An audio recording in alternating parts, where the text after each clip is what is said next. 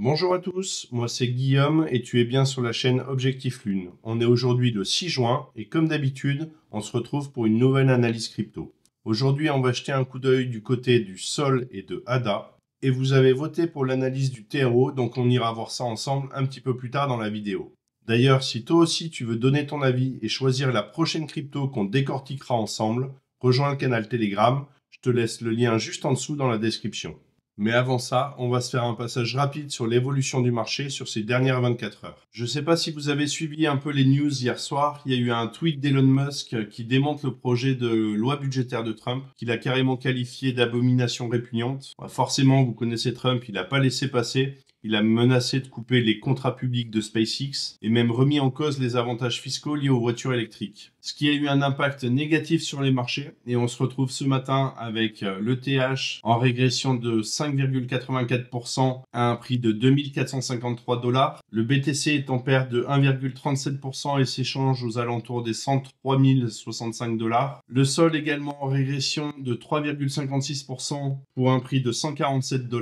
Ça n'a pas eu d'impact que sur les marchés crypto, puisque le cours de l'action Tesla s'est effondré de 14% avec une perte sèche de 150 milliards de dollars. Allez, on va voir tout de suite ce que nous réserve le marché crypto. Nous voilà sur le graphique du Sol, donc comme d'habitude, nous sommes sur une time frame en D1, ce qui veut dire que chaque bougie représente une journée de cotation. Ce que nous pouvons voir, c'est que nous sommes venus chercher des targets que nous avions définis il y a déjà quelques temps, donc sur les 148,83 et les 131,79 avec une zone de best price sur les 141,33 et les 138,79. Si on regarde, on est venu toucher la zone des 141,53, donc juste au-dessus de la zone best price. On peut voir également que le cours a rebondi directement sur la zone. Qu'à l'heure actuelle, la tendance baissière n'est pas forcément terminée. Pour cela, il faudrait qu'on vienne casser le RSI ici par le haut et qu'on vienne casser le pivot.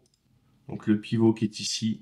Ce qui veut dire qu'une fois que ces deux éléments se seront passés, on pourra définitivement dire que la baisse est terminée. Vu que ce n'est pas le cas pour le moment, on peut toujours aller chercher des zones un petit peu plus basses et on pourrait se projeter comme ceci. Donc potentiellement, on peut avoir un plus bas sur les 126,52 et sur les 103,58 avec une zone de best price sur les 116,42 et les 112,63 qui serait une bonne zone d'achat pour recharger. Donc pour le moment, deux options.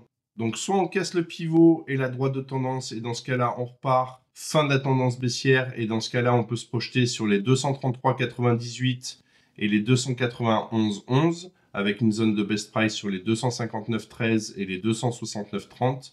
Soit on continue la baisse et on va chercher les 126,52 et les 103,58 et dans ce cas-là on pourra se projeter sur ces zones-là, c'est-à-dire la zone des 208,19 et 265,32 avec une zone de best price sur les 233,34 et les 243,51.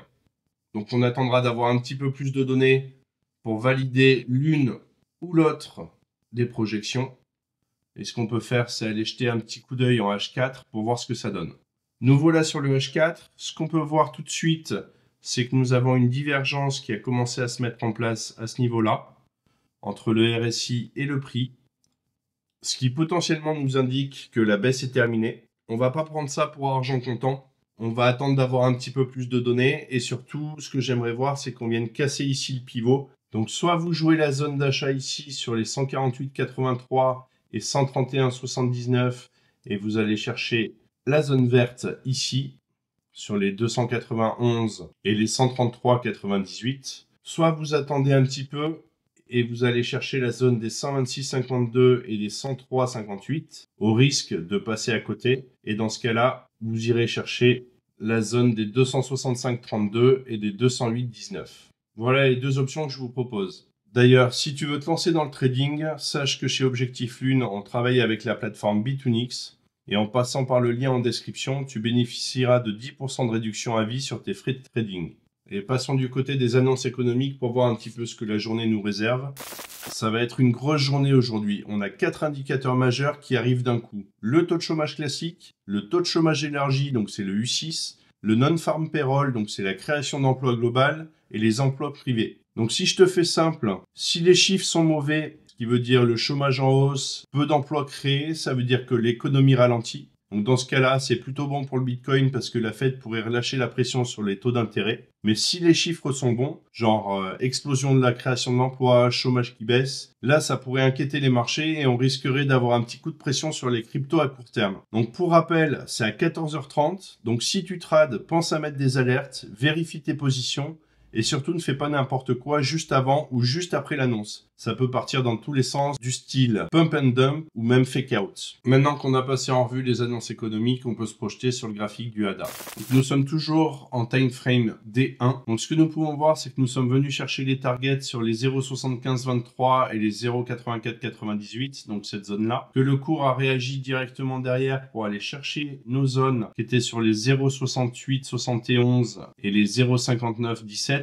Avec une zone de best price sur les 0,6451 et les 0,6282, donc zone qui a été touchée, la zone de best price. Qu'à l'heure actuelle sur le RSI, on est toujours baissier. Pour repartir à la hausse, il faudrait qu'on vienne casser la droite de tendance ici, ainsi que le pivot. Tant que le pivot et la droite de tendance ne sont pas cassés, on reste à la baisse. Ce qui veut dire qu'un dernier plus bas est toujours possible. Donc ça reste une bonne zone d'achat. Et notre but, c'est d'aller chercher cette zone-là. Donc la zone des 0,9719 et des 1,1902 avec une zone de best price sur les 1,0680 et les 1,1069. C'est cette zone. Tac, tac, tac. Allons voir ce qui se passe sur le 4 heures. Donc sur le 4 heures, on peut voir qu'on a une divergence qui commence à se mettre en place à ce niveau-là, sur le prix et ici sur le RSI. Donc une divergence à plat. Donc potentiellement une fin de mouvement baissier et ça validerait notre zone en D1. Si tu apprécies ce format, je t'invite à liker, à t'abonner à la chaîne et à activer la cloche pour ne rien manquer de mes prochaines vidéos. Tu trouveras tous les liens juste en dessous dans la description. Et on enchaîne tout de suite avec le graphique du TAO que vous avez sélectionné.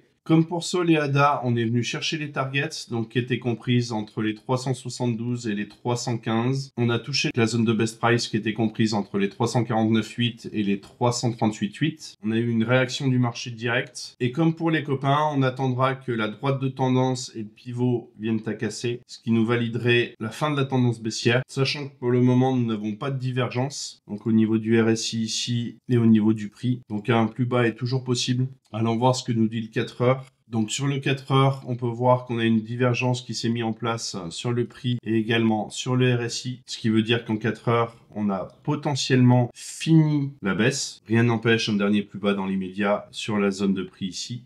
Et comme sur le D1, on attendra que le RSI vienne casser la droite de tendance et le pivot pour être sûr d'avoir fini la baisse. Repassons vite fait sur le D1 pour projeter nos futurs targets à la hausse. Donc sur le D1, on pourrait se projeter à la hausse comme ceci. Et on irait chercher les targets sur les 668,2 et les 866,4 avec une zone de best price sur les 797 et les 755,4. Pour rappel, ce que je te partage ici reste ma lecture du marché à un instant T, n'est pas un conseil en investissement. Et comme toujours, je t'invite à faire tes propres recherches et à adapter ta stratégie à ton profil de risque. Voilà, je pense que j'ai fait le tour pour aujourd'hui. On se retrouve très bientôt pour une nouvelle vidéo.